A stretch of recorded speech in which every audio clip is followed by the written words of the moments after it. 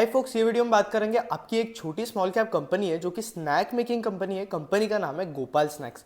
अब कंपनी के जो क्वार्टरली रिजल्ट्स आए हैं Q1 FY25 के अंदर बिल्कुल ज़्यादा अट्रैक्टिव रिजल्ट्स नहीं आए, बट फिर भी मैं इस कंपनी को ट्रैक करता हूँ तो मैं सोचा कि इसके ऊपर एक वीडियो बना देते हैं। अब गोपाल स्नैक्स की बात करें तो अगर हम इसके Q1 FY25 के रिजल्ट देखें तो रेवेन्यूज जो है, अब पहले से अगर आप इसके रिजल्ट्स को कंपेयर करोगे तो पहले इसके क्वार्टरली रिजल्ट्स और भी बहुत ज़्यादा खराब आ रहे थे। तो इस क्वार्टर के अंदर हमें कंपनी के सेल्स के अंदर एक अच्छा खासा कमबैक देखने मिला है। तो अगर आप देख सकते हो कि इनके जो रेवेन्यूज है वो 11.2% से इंक्रीज हुए, और इसके साथ साथ इनके जो प्रॉफिट आफ्टर टैक्स है वो 14.3% से रिड्यूस हो चुके हैं। अब इसके साथ साथ इनका जो मेन बिजनेस है कि ये वेफर्स बनाता है, आपके स्नैक्स बनाता है, भुजियाज गाटियाज, ये इस टाइप के जो स्नैक्स होते हैं इंडियन ट्रेडिशनल स्नैक्स वो भी बनाता है। और इसकी कॉम्पिटिटर कंपनीज बहुत सारी है क्योंकि इस सेगमेंट के अंदर कॉम्पिटिशन बहुत ज़्यादा है। अगर आप वेफर्स के अंदर देखोगे तो इनको कॉम्पिटिशन है बालाजी और लेस का। फिर इसके साथ साथ आप दूसरे सेगमेंट्स में देखोगे भुजिया और गाटिया में, तो इनके लिए इनको सबसे बड़ा कॉम्पिटिशन है आपका हल्दीराम, और उसके बाद आता है आपका बिकाजी। लेकिन फिर भी ये जो कंपनी है अच्छे खासे पेस पे अपने जो रेवेन्यूज है वो ग्रो कर पा रही है, क्योंकि अगर आप बिकाजी के नंबर्स देखोगे तो कुछ 18% के आसपास है। लेकिन बिकाजी जो है प्रॉफिटेबिलिटी को मेंटेन करके ग्रो कर रही है, बट गोपाल स्नैक्स के अंदर जो प्रॉफिटेबिलिटी के नंबर है वो बिल्कुल अच्छे नहीं है, क्योंकि इसका सेल्स का जो नंबर है वो एवरेज सा नंबर है। मतलब 11.2% is not a bad sales number. मैं मानता हूँ कि भाई ये जीडीपी ग्रोथ के आसपास ही है, नॉमिनल जीडीपी अगर आप देखोगे कंपेयर करोगे तो ये जो ग्रोथ का नंबर है वो तो और भी बकवास है। लेकिन भाई ग्रोथ का नंबर अगर आप बाकी कंपनी से कंपेयर करोगे तो उनके हिसाब से अच्छा है। फिर इसकी जो प्रॉफिटेबिलिटी है, ये जो बिजनेस है ये मेंटेन नहीं कर पा रहा है। अब आप बोलोगे कि भाई ये बिजनेस जो है प्रॉफिटेबिलिटी क्यों नहीं मेंटेन कर पा रहा है जब दूसरे जो कंपनीज है वो प्रॉफिटेबिलिटी मेंटेन कर पा रहे हैं। अब बेसिकली दिक्कत यही है कि अगर आप देखोगे तो बिकाजी के भी प्रॉफिट्स थोड़े से रिड्यूस हो चुके हैं, और बिकाजी ने भी अपने कॉन कॉल के अंदर ये हाईलाइट किया है कि इनके जो रॉ मटेरियल्स है इनके ऊपर इनके जो प्राइजेस है वो बहुत ज़्यादा डिपेंड करते हैं। अब रॉ मटेरियल के प्राइजेस के अंदर वॉलेटिलिटी आ जाती है तो इनके मार्जिन में भी चेंजेस आ जाते हैं। तो आप अगर गोपाल स्नैक्स के देखोगे तो ये अपने रॉ मटेरियल्स को हेज नहीं करता है। तो इसके वजह से इनके जो मेन रॉ मटेरियल होते हैं जैसे कि चना होता है, बेसन होता है, या फिर बाकी कोई भी व्हीट फ्लोर वगैरह हो गया, तो ऐसे कुछ ये रॉ मटेरियल्स यूज़ करते हैं। इनके प्राइजेस में चेंजेस आने लगते हैं, कमोडिटी मार्केट में चेंजेस आने लगते हैं, तो इनके रॉ मटेरियल के जो प्राइजेस है वो इंक्रीज हो जाते हैं। इन्हें इंक्रीज प्राइस पे रॉ मटेरियल प्राइस बाय करने पड़ते हैं, मतलब रॉ मटेरियल्स वगैरह बाय करने पड़ते हैं, और इसके वजह से इनका जो कॉस्ट ऑफ प्रोडक्शन जो है वो इंक्रीज हो जाता है, जिसकी वजह से इनकी अर्निंग्स एक हिट ले लेती है। भले ही इनके अंदर वॉल्यूम ग्रोथ हो रहा है लेकिन बिजनेस के अंदर वैल्यू ग्रोथ जो है वो वॉल्यूम ग्रोथ को मैच नहीं कर पाता है। अब कोई भी बिजनेस ट्रैक कर रहे हो जिसमें डिस्ट्रीब्यूशन इन्वॉल्व है तो आप चेक करो कि वॉल्यूम ग्रोथ और वैल्यू ग्रोथ लगभग इक्वल है। ये इक्वल होना या फिर वैल्यू ग्रोथ वॉल्यूम ग्रोथ से ज़्यादा होना बहुत ज़्यादा इंपॉर्टेंट होता है, क्योंकि आप बोल सकते हो कि भाई कंपनी जितना सेल कर रही है उससे ज़्यादा प्रॉफिट बना रही है। तो वैल्यू ग्रोथ जो है वो बहुत ज़्यादा इंपॉर्टेंट होता है, और बेसिकली इक्वल रहा तो भी चलेगा। अब अगर आप यही सेम एग्जाम्पल आप पेंट इंडस्ट्री में अगर आप ट्रैकिंग करते हो तो आप पेंट इंडस्ट्री को जाके देख लो, आपका एशियन पेंट्स, बर्जर पेंट्स, इनके अंदर भी यही दिक्कत चल रहा है कि वॉल्यूम और वैल्यू के अंदर बहुत ज़्यादा चेंजेस आने देखने मिल रहा है, रिडक्शन देखने मिल रहा है। इनका जो वॉल्यूम ग्रोथ है वो वैल्यू ग्रोथ से बहुत ज़्यादा है, और वैल्यू ग्रोथ जो है वो कम है। तो इसके वजह से पेंट इंडस्ट्री के अंदर भी बिल्कुल प्रॉफिट्स वगैरह देखने नहीं मिल रहे, क्योंकि इस इंडस्ट्री के अंदर तो कॉम्पिटेटिव इंटेंसिटी आ गई थी। गोपाल स्नैक्स की तरफ आते हैं फालतू बकवास ना करते हुए। तो अगर आप देखोगे कि इनका जो एक्सपोर्ट है और इनका जो वेफर्स का बिजनेस है वो एक्चुअली बहुत अच्छा परफॉर्म कर रहा है।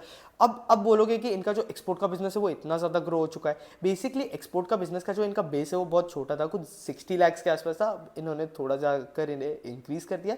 तो ये छोटे से बेस पे 100% 150% पे ग्रो करना बहुत ज़्यादा सिंपल है, बिल्कुल ज़्यादा टफ नहीं है। तो इसलिए इनका जो एक्सपोर्ट का बिजनेस है वो बहुत अच्छा खासा परफॉर्म कर रहा है, और मैनेजमेंट बोलता है कि भाई हमें एक्सपोर्ट बिजनेस के ऊपर और ज़्यादा फोकस करना है, क्योंकि एक्सपोर्ट बिजनेस में इनके जो मार्जिन होते हैं वो कंपैरेटिवली डोमेस्टिक बिजनेस से ज़्यादा होते हैं।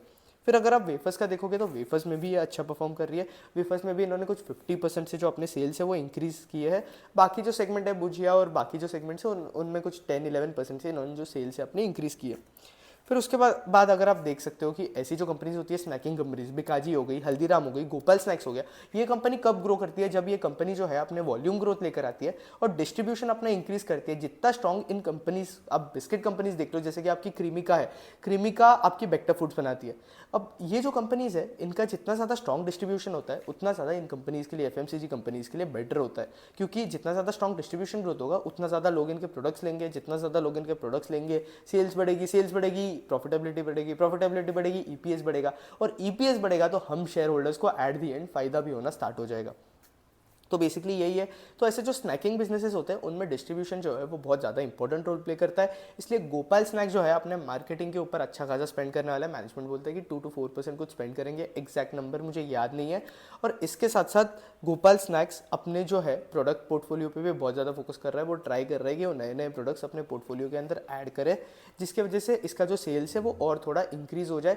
इसके साथ साथ ये अपने डिस्ट्रीब्यूशन पे भी बहुत ज़्यादा फोकस कर रहा है। इन्होंने कुछ अपने डिस्ट्रीब्यूशन डबल के आसपास कुछ कर दिए पिछले 2-3 सालों के अंदर। तो इनका जो ग्रोथ है उस ग्रोथ पैरामीट्रिक्स पे इनके जो कुछ हम इन बिजनेस को वैल्यू करें तो डिस्ट्रीब्यूशन अच्छा चल रहा है, इनके प्रोडक्ट पोर्टफोलियो अच्छा है, सब कुछ अच्छा है। सिर्फ दिक्कत वही एक चीज़ चल रही है कि बिजनेस के अंदर प्रॉफिटेबिलिटी नहीं है और रेवेन्यू ग्रोथ का जो पेस है वो कंपैरेटिवली थोड़ा कम है, क्योंकि इस बिजनेस का कुछ पी 42 के आसपास है। और आप 11% के लिए अगर आप 42 का पी दे रहे हो तो आपका जो पीजी जो रेशियो हो गया, पीजी मतलब आपका P ratio upon the growth of the business. तो बेसिकली आपका जो पीजी रेशियो हो गया कुछ 3.5 to 4 के आसपास हो गया, तो जो कि एक नेगेटिव बात है क्योंकि ये बहुत ज़्यादा होता है। यूजुअली पीजी आपका 1 to 1.5 के आसपास होना चाहिए, बट ऐसा नहीं है भाई। अगर कोई बिजनेस अच्छा होता है, अगर कोई बिजनेस अच्छा परफॉर्म कर रहा होता है तो उसका जो पीजी है वो ज़्यादा भी हो सकता है। फॉर एग्जांपल अगर कोई कंपनी है वो 100% से ग्रो कर रही है तो फर्क नहीं पड़ता, आप उसके लिए 200 पी भी दे सकते हो या फिर 150 का पी भी दे सकते हो, क्योंकि नॉट बैड अ डील। अगर आप ट्रेंड का देखोगे तो ट्रेंड थोड़ा एक्सपेंसिव वैल्यूएशन पे ट्रेड कर रहा है। अब ट्रेंड जो है 50% पे अपने जो रेवेन्यूज है वो ग्रो कर रहा है, लेकिन अगर आप ट्रेंड का पी जाके देखोगे तो 225 के आसपास ट्रेंड का जो पी है वो ट्रेड कर रहा है। इसका मतलब हम कंक्लूड कर सकते हैं कि भाई जो ट्रेंड है वो एक्चुअली एक्सपेंसिव वैल्यूएशन पे ट्रेड कर रहा है।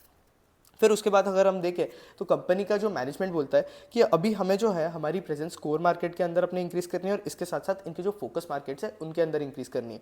अब बिजनेस के अंदर सबसे बड़ा रिस्क इनके जो मैक्सिमम सेल्स होती है ये गुजरात के अंदर होती है। कुछ बिजनेस की 70% सेल्स गुजरात के अंदर होती है, तो ये बिजनेस में हाई कॉन्सेंट्रेशन रिस्क आ जाता है। तो ये बिजनेस के अंदर दिक्कत वाली बात है, क्योंकि अगर कुछ बाई चांस कुछ हो जाता है, गुजरात में कोई दिक्कत आ जाता है तो इनकी जो सेल्स वगैरह है वो भी रिड्यूस हो जाएगी। इसलिए ये जो है बाकी दूसरे स्टेट्स में भी एक्सपांड कर रहे हैं, महाराष्ट्र, तेलंगाना, यूपी, इसके साथ साथ एमपी, राजस्थान वगैरह ऐसे कुछ स्टेट्स है, इसमें भी ये लोग अपना जो बिजनेस है वो अब धीरे धीरे एक्सपांड कर रहे हैं। इन्होंने अपने जो मार्केट्स है वो डिवाइड कर लिया है कोर मार्केट्स और फोकस मार्केट के अंदर। कोर मार्केट के अंदर इन्होंने अच्छी खासी प्रेजेंस बना के रखी है और ये ट्राई कर रही है कोर मार्केट के अंदर अपनी जो प्रेजेंस है वो और ज़्यादा स्ट्रेंथन करे। बट फोकस मार्केट के अंदर इनका मेन एम यही है कि अपनी प्रेजेंस उन फोकस मार्केट के अंदर बना पाए। अब एक और कंपनी है लिस्टेड स्पेस में, भुजिया स्पेस में, जो कि सेम स्ट्रेटेजी फॉलो करती है, उसका नाम है बिकाजी। बिकाजी के ऊपर भी वीडियो बना हुआ है चैनल पे, तो आप वो जाकर चेक कर लेना अगर आपको करना है तो। बाकी फिर उसके बाद अगर हम बात करें तो कंपनी जो है मैक्सिमम अपना जो फोकस है वो अपने जो फोकस मार्केट पे भी करेगी और कोर मार्केट पे भी करेगी, क्योंकि इन्हें अपने जो मार्केट्स है वो एक्सपांड करना है, क्योंकि इन्हें कॉन्सेंट्रेशन रिस्क बिजनेस में रखना नहीं है और इन्हें एक्सपांड करते रहना है ताकि इनकी जो सेल्स का ग्रोथ है वो भी और ज़्यादा अच्छा खासा इंक्रीज देखने मिल सके। बट मेन अब बिजनेस के अंदर मुझे सबसे बड़ा दिक्कत ये लगा कि इनकी जो प्रॉफिटेबिलिटी है वो एक हिट ले चुकी है। बाकी बिजनेस के अंदर रेवेन्यू ग्रोथ वगैरह एवरेज पेस के आसपास है, बट प्रॉफिटेबिलिटी बिल्कुल इंप्रेसिव नहीं है। अगर आप बिजनेस को अभी से इन्वेस्ट करने लायक है, अगर आप चेक करोगे तो भाई इसके जो रेवेन्यूज है वो इंक्रीज हो रहे हैं, बट प्रॉफिटेबिलिटी बिजनेस के अंदर बिल्कुल नहीं है। अब ऐसा नहीं है कि भाई प्रॉफिटेबिलिटी नहीं है तो बिजनेस के अंदर इन्वेस्ट नहीं करते, बिजनेस को ट्रैक करते रहते हैं और जब प्रॉफिटेबिलिटी आती है तो आप कंसिडर कर सकते हो इन्वेस्ट करना, क्योंकि ऐसा नहीं होता है कि भाई जिस दिन प्रॉफिटेबिलिटी आई अगले दिन स्टॉक 50% 100% चल जाता है। तो अगर आपका एम है कि आपको 5 बैगर बनाना है, 10 बैगर बनाना है, 10 बैगर रिटर्न चाहिए, तो आप वेट कर सकते हो। मुझे लगता है आपको बिजनेस को ट्रैक करने के अलावा कोई और ऑप्शन होता भी नहीं है, तो कंटिन्यूसली बिजनेस को ट्रैक करते रहना पड़ता है। अब देखते हैं कि मैनेजमेंट जो है इसका जो है बहुत ज़्यादा ग्रोथ ओरिएंटेड है, तो देखते हैं कि वो आगे कैसा करता है, कैसे कंपनी बिहेव करती है, कैसे प्रॉफिटेबिलिटी स्ट्रक्चर के अंदर चेंज आता है। तो हम कंसिडर कर सकते हैं कि भाई इस कंपनी के अंदर इन्वेस्ट करना है या नहीं करना है। बट अभी अगर ऊपर ऊपर से इस कंपनी का व्यू देखें तो भाई ये कंपनी इन्वेस्टेबल नहीं है, क्योंकि भले ही इसके सेल्स वगैरह अट्रैक्टिव लग रहे हैं थोड़ा बहुत अगर आप बाकी कंपनी से कंपेयर करोगे, तो बट एफएमसीजी सेक्टर के अंदर इससे और भी बहुत ज़्यादा बेटर डील्स अवेलेबल है अगर आप चेक करोगे तो फिर मेरे हिसाब से तो मतलब मैं अगर आपकी जगह होता तो मुझे नहीं लगता कि मैं बेसिकली सिखा रहा हूँ कि किसी भी कंपनी को एनालाइज कैसे करते हैं, किसी की मेट्रिक पर डिसाइड कैसे करते हैं कि कंपनी को इन्वेस्ट करना चाहिए नहीं करना चाहिए या कैसी डील है, क्योंकि स्टॉक मार्केट के अंदर बहुत ज़्यादा डील्स अवेलेबल होती है। अब आपके ऊपर डिपेंड करता है कि आप कोई चीज़ को 200 में बाय करते हो, 100 में बाय करते हो, या आपके लक और आपके वो टाइम पे जो आपकी रीजनिंग होती है उस पर डिपेंड करता है। तो आप डील्स आपको स्टॉक मार्केट के अंदर किसी भी कंपनी की डील्स को जो है एनालाइज करते आना चाहिए। आपको देखना चाहिए कि वो कंपनी जो आपको क्या प्राइस दे रही है और आप उस कंपनी के लिए क्या प्राइस पे कर रहे हो। बाकी इस कंपनी के अंदर मेरी कुछ और ऑब्जर्वेशन थी कि इनका जो ग्रॉस प्रॉफिट है मैनेजमेंट बोलता है कि हम उसे कुछ 28% के आसपास मेंटेन करके चलेंगे, ऐसा मैनेजमेंट अपने कॉन कॉल में बोलता है। एबिटा मार्जिन कुछ 12 to 13% के आसपास रहेगा। अभी भी इनका कुछ एबिटा मार्जिन मेरे हिसाब से 11-12% के आसपास ही है। तो मैनेजमेंट बोलता है कि एबिटा मार्जिन जो है वो फ्लैट रहेगा या 1% 5% से इंक्रीज़ हो सकता है। फिर उसके बाद अगर आप देखोगे तो मैनेजमेंट बोल रहा है कि ये जो है इनका मार्केटिंग एक्सपेंस जो है बढ़ा रहे हैं, जिसकी वजह से डिस्ट्रीब्यूशन इंक्रीज होगी और सेल्स के अंदर पॉजिटिव इंपैक्ट देखने मिलेगा, जिसकी वजह से आप देख सकते हो कि भाई इनका एक्सपेंस जो है मार्केटिंग एक्सपेंस बढ़ रहा है, तो प्रॉफिटेबिलिटी थोड़ा सा हिट लेते हुए देख सकती है आपको कुछ टाइम के लिए। फिर उसके बाद अगर हम देखें तो मैनेजमेंट का इनसाइट ये है कि इन्हें कुछ 80% ऑफ द नेशन कवर करना है इन द नेक्स्ट 5 ईयर्स, और इन्हें जो है अपने एक्सपोर्ट मार्केट पे और ज़्यादा फोकस करना है ताकि इनके जो मार्जिन्स है वो अच्छे खासे मेंटेन रहे। बाकी इस कंपनी के बारे में इतना ही इस वीडियो में। अगर आपको वीडियो अच्छा लगा तो लाइक कर देना, कंटेंट अच्छा लगा तो चैनल सब्सक्राइब कर देना और इस कंपनी को ट्रैक करते रहना। मैंने आपको एक नई कंपनी एडिशन दे दी ट्रैक करने के लिए। Thank you for watching.